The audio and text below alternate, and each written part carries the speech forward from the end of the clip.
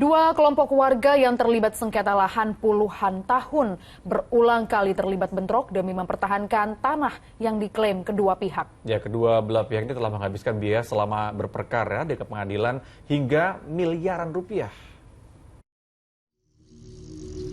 Sengketa lahan seluas 1 hektar di wilayah Kelurahan Sidodadi, Polewali Mandar berlanjut. Kedua belah pihak saling klaim sebagai pemilik lahan yang sah.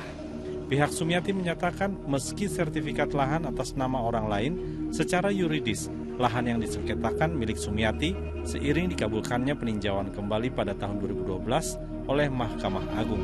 Hal ini tertuang dalam putusan Majelis Hakim PT UN yang dikuatkan Mahkamah Agung dalam putusan kasasi.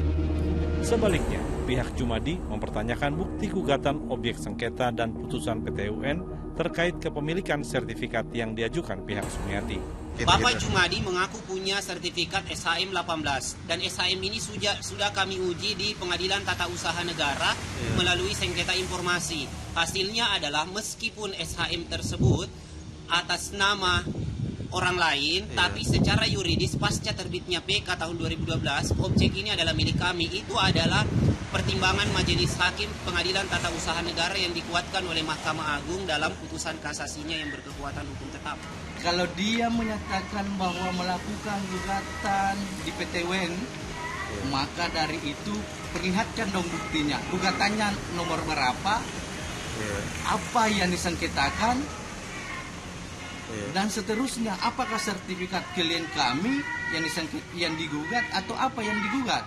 Karena sampai hari ini adalah sebuah isu terkait persoalan itu adalah sebuah isu yang tidak bisa dipertanggungjawabkan. Karena sampai hari ini tidak ada pun bukti yang menyatakan bahwa ada putusan PT UN yang menyatakan bahwa digugat sertifikat yang punya klien kami.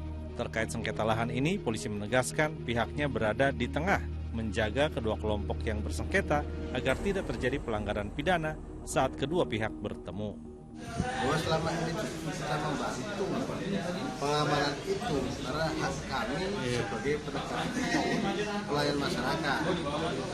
Di saat ada keributan secara fisik kami harus hadir, tidak bisa digantikan alat apapun. Kasus sengketa lahan persawahan ini mulai bergulir sejak 1981. Mulanya, objek sengketa adalah tanah milik suami istri atas nama Kabul dan Sadikem, hingga terjadi transaksi jual beli dengan pihak ketiga. Bahkan, kedua pihak saling menggugat hingga ke Mahkamah Agung dan PT UN.